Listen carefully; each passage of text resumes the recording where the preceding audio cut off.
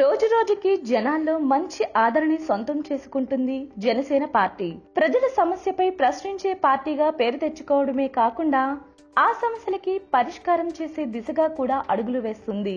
అందుకు ఉదాహరణ కూడా అగ్రిగోల్డ్ బాధితుల సమస్యకు పరిష్కారం, ఉద్దానంలో ప్రజల ఆరోగ్యంపై పోరాటం, ఏపీ ప్రత్యేక హోదాపై ఉద్యమం, ఇలా చెప్పుకుంటూ పోతే ఇంకా ఎన్నో.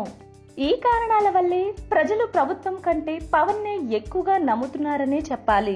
పవన్ అధికారంలో లేకపోయినా తక్కువ సమయంలోనే జనాల్లో ఎక్కువ పాపులారిటీ సంపాదించుకున్న పార్టీగా జనసేన నిలిచింది. అందుకే కాబోలు పవన్ పార్టీ వైపు ప్రజలే కాకుండా ఇతర పార్టీ నాయకులు కూడా ఆకర్షితులవుతున్నారు. ఇప్పటికే టీడీపీ నుంచి, వైసీపీ నుంచి చాలా మంది సీనియర్ నాయకులు జనసేనలో జాయిన్ అవ్వడానికి ఉత్సాహం చూపిస్తున్నారు. ఇప్పుడు ఆ లిస్ట్ లో ఒకప్పటి టీఆర్ఎస్ ముఖ్య కార్యదర్శి, ఇప్పటి తెలంగాణ కాంగ్రెస్ నాయకురాలు విజయశాంతి కూడా చేరిపోయిందనే చెప్పాలి. ప్రత్యేక తెలంగాణ కోసం టీఆర్ఎస్ లో ఉండి పోరాడిన విజయశాంతి తెలంగాణ రాష్ట్రం ఏర్పడగానే కాంగ్రెస్ లోకి జంప్ అయిన విషయం తెలిసిందే.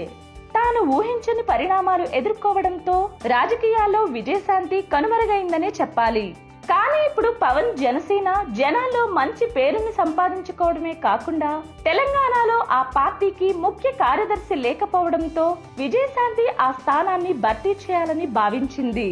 అయినప్పటికీ పవన్ మాత్రం అందుకు సుముఖంగా లేడని తెలుస్తోంది.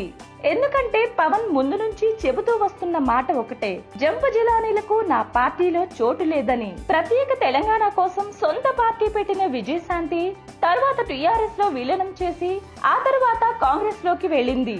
పవన్ మాత్రం ఆమెని పార్టీలో చేర్చుకోవడంపై విముఖత చూపిస్తున్నాడట. 2019లో ఆంధ్రప్రదేశ్ ని టార్గెట్ చేస్తూ వెళుతున్నాడు జనసేనాని. అందుకే కాబోలు వచ్చే ఎన్నికల్లో ఆంధ్రప్రదేశ్ లో బలమైన పార్టీగా నిలపాలని భావిస్తున్నాడు జనసేన పార్టీ అధ్యక్షుడు పవర్ స్టార్ పవన్ కళ్యాణ్. 2019 ఎన్నికల్లో ఆంధ్రప్రదేశ్ రాష్ట్ర రాజకీయాలని పవన్ శాసించగలడని మీరు భావిస్తున్నారా? అయితే మీ అభిప్రాయాన్ని కామెంట్ రూపంలో మాకు తెలియజేయండి.